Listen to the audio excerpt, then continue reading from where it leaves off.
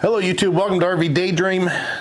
Think I'm going to try this out. Let's see how this works in a temporary mode. But yeah, Auto VOX, Solar 4, something different. What have you been up to? I've been riding on a daydream. So Auto VOX reached out to me because I've done reviews in the past of our rear RV camera system. And this one was a little bit different, so I thought, you know what, I want to try this out. And the thing is they say it's wireless. And the reason that they say it's wireless is because it's supposed to be solar powered. Now, I know that solar powered devices require on sun, and we're in Northeast Ohio. So I was concerned about a couple of things, and that is, how much does the solar really recharge the battery or keep it running? And how long will it store without getting sunlight to continue to, do what it's supposed to do? So this is the 4, the Solar Power 4, meaning that I think it's a 4-inch screen potentially. They make a 7. I would have preferred a 7 because as we get older, I need the vision, tell you the truth. I need to be able to see a little bit better than what I can. And the bigger the screen, the better, especially when you're driving down the road just to glance over. However, I will have to say that I had a lot of comments whenever we did all our RVing. When we were full-time on the road, we did thousands, tens of thousands of miles. And people had always says, man, you got a lot of stuff up on your windshield. And I did. I had a tire pressure monitoring system for the trailer. I had a radar detector, which I used whenever we weren't towing. I had a GPS up there. I had a camera on the GPS. I also had, of course, our screen for the backup camera, or what they call the rear view camera. I won't call it necessarily a backup camera.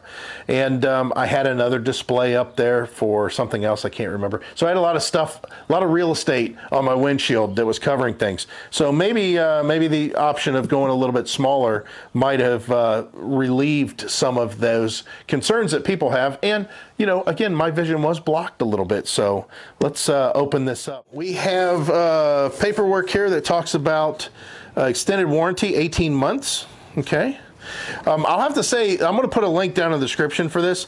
I know that they have a lot of coupons on Amazon just recently that gives you a lot of money off on these things, but I don't know if that's still active. It's interesting that they can charge, a certain dollar amount. Like, I know the 7 was, at time of filming, like $199. They've given you a $40 coupon. That's almost a quarter off. So it shows all the components that are in here. There's a Z-shaped bracket, the backup camera, the camera base, there's antennas, and then they were showing pre-installation notes. They want you to charge your camera to start off with. Again, solar, that's a thing. Being in Northeast Ohio, I'm not necessarily in a lot of sun. And even when you're traveling, of course, going down the highway, that's one thing, but you got to make sure that your solar panel's pointed in the right direction to get sun, right? What happens when you're at the RV park and it sits for 2 weeks, maybe a month, and it's underneath trees? Because a lot of the parks, we're parked underneath trees. Again, these are all things that I was being concerned with. So this is cool. It's just an adhesive backed piece, and this is the solar panel. Wow, holy cow, this is pretty massive. Obviously, this is the camera. This has got a little bit of weight to it. And yeah, it of course pivots. That's nice. And it is heavy friction. So I don't see this moving once you get it in position. I mean, it's not going to move. All right, so I see this is probably the mounting bracket area here.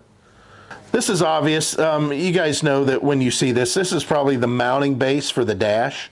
Here's some adhesive disc, some cabling, looks like potentially an antenna. I know there's an antenna here too. I've seen this on plenty of things.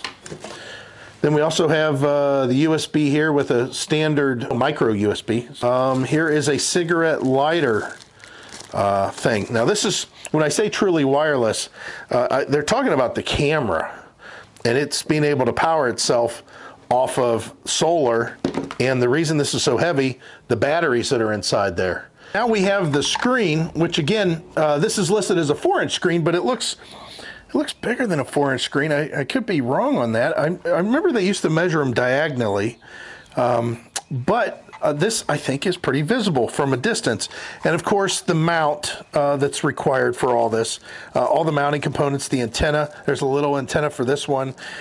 This all will get it to where you can put this on your vehicle, again, with that magnetic base on the camera, and have yourself a rear view camera for backing up. I like the idea that it's wireless, and I really want to see how that works. So I've had this thing charging for a little while. Let me go ahead and put it together on some level. I'm not going to do a complete install on this because it's pretty basic. I mean, everything's going to be straightforward as far as the installation, but more importantly, you've got to be concerned that I could do an installation on my truck and the trailer that I have, but it's not going to match what you have. You know, yours is going to be a little bit different. So I kind of like I said, I'm kind of impressed with the solar panel. I just don't know how much solar you're going to get out of that. But there is plenty of mounting information here, or mounting devices. So I'm kind of, again, highly interested in how this is all going to work out. I just have this thing setting up here with the solar panel pointed towards the sun. But what you would do is you would take the mounting plate off the back of this and screw what they call the Z plate on, right? Well, actually like this. And then this would be mounted on top of your RV using this here. So this plate would slide into this base, and then this would replace this bracket here and be connected directly to the camera. Or if you have a flat surface like this, you could just mount this to whatever it is and then slide the camera in that way. So there's ways that you can do this, different ways you can do this to make it work. But for the time being, I'm just going to set this here as if that's mounted. So let's just pretend this is the back of your trailer, your RV, up high. Of course it's not. It's on the back of the truck here. Now, I don't know if this is necessarily going to come out on the camera very well. The picture looks pretty good here. I can't necessarily read as well as I'd like to, but it is dark in the garage. I have to say that the definition and the angle is pretty good. Overall, this is compared to what I've seen in the past. Yeah. So I want to check out the range, though. Don't you want to see the range?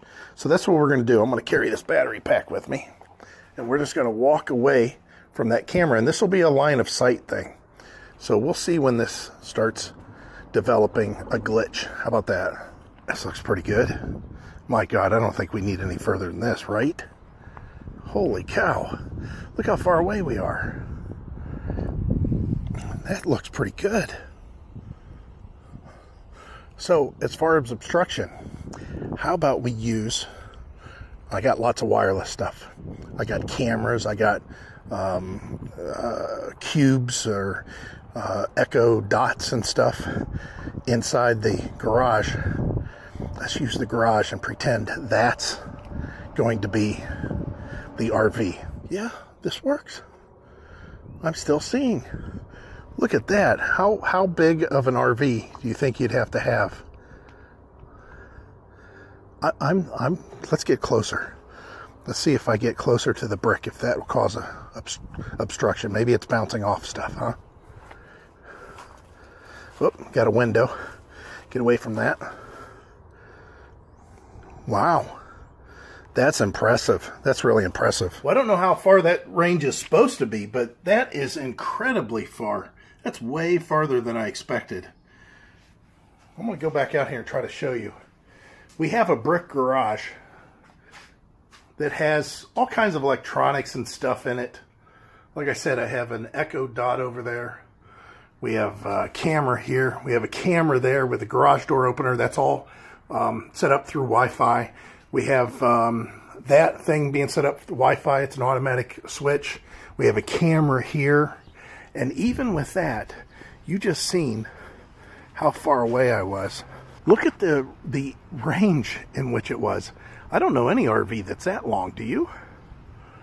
And definitely not made of brick, right?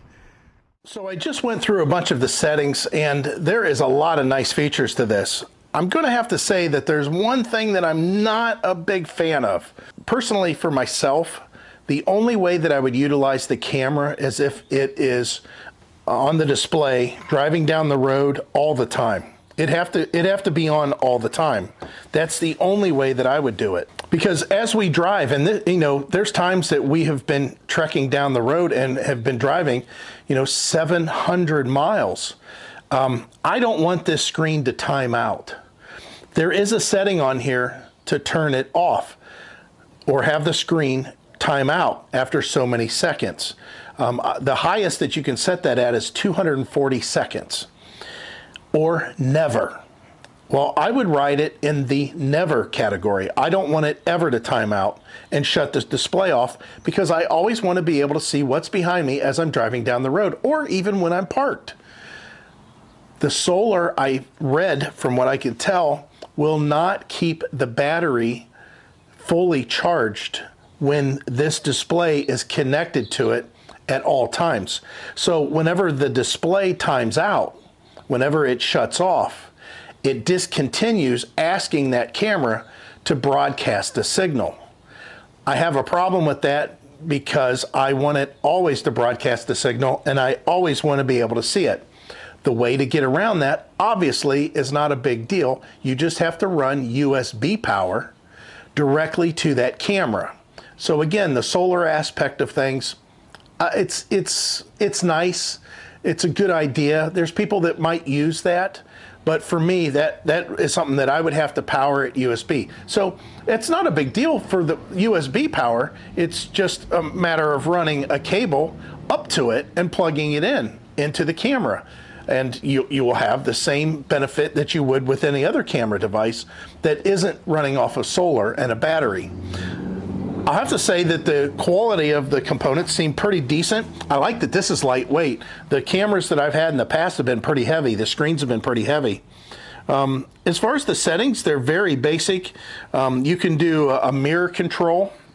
You can change the guidelines of the display, meaning, you know, those lines when you put it, you know, in reverse and you're wanting to figure out how far you're away from something. There's a way to adjust the guidelines. And what you would do is you would mount your camera, you would turn on the guidelines on the display here, which I know this isn't going to come off, but the display is showing lines. And then you would measure that out and try to figure out, okay, I want to know when I'm 5 foot away from something, or I want to know when I'm 10 foot away from something. And you would mark the lines with a tape measure. You would figure out where to put those lines on this display, so you know then when you're backing up how far you are. I mean, a line is great. The lines are great, but if you don't know what that line means and how far that is, it doesn't do you any good. The other thing you can do is change the contrast. You can make it appear a little bit darker, a little brighter, depending on your taste and what you're using. I like that. But I'll tell you that as far as the range, that is one of the best ranges I've seen for a wireless camera. And again, wireless is a loose word. At this point in time, I would be running the USB power to it, so there's a wire there. There's a wire from the solar panel going to it, and there's a wire, obviously, powering the display. So all those are wires. But you can make that camera wireless. Okay, let's say you're just wanting to back up to hook up to a trailer. There's a good reason to have that camera, and I'm talking about mounting this thing to where you could just put it on the tailgate of your truck to back up and get the ball, you know, lined up. But it's such a nice display, and it's such good quality, and it's got great range. I would want to hook it up on the back of an RV more than anything else. You can use it for security in your RV if you'd like to do that. But overall, it's a good piece. I think that the sale prices that they have on this thing is incredible. So as far as an entry level, if you don't really know if you want to spend, and I'm going to say some numbers here, like $700 on some of the high-end backup cameras, that's what we had in our fifth wheel. We had multiple cameras that we could look at through that, but it was $700. This one here is under $150. you may want to try this out. And here's the best part. You can add another camera to this. It don't come with it, you'd have to purchase it, but you can add a second camera to this. So you could look on a fifth wheel, for example, in the bed of your truck, if your truck don't have that that camera capability already there, and then on the back of your fifth wheel, or you could have one mounted kind of low on your truck if you don't have a backup camera on your truck to help you line up your fifth wheel that way, or your travel trailer, or like in my case, I don't mind making bends to the left or backing in, being able to see backing in, turning from what you would call the left. But when you make the blind back in, that's really tough. And when you're making right-hand turns, it's sometimes tough to see down the truck and down the RV. So if you get a second camera, maybe you mount it on just the right side, the passenger side of your RV, looking down the side of your RV to help you out with that. That's something you can do too. But any way you look at it, this is a really good entry-level try. It's actually better quality than entry-level. I would try it out. The links are down in the description. Use the links. It'll take you right to it. And it might be it. This might be all you need. Unfortunately, we have higher demands for what we do and what we need. So that could be met by just powering that full time with a USB that is hooked into the RV's power supply. I'm set at that point. But like in the case of the solar panel and what I'm doing here, knowing that that battery will run out eventually, yeah, that won't work for me, but it might for you. So again, check it out, go through the details of the camera and what it offers and see if it might work for you and your situation. Might be perfect. As always, guys, we hope to see you out there. Thanks.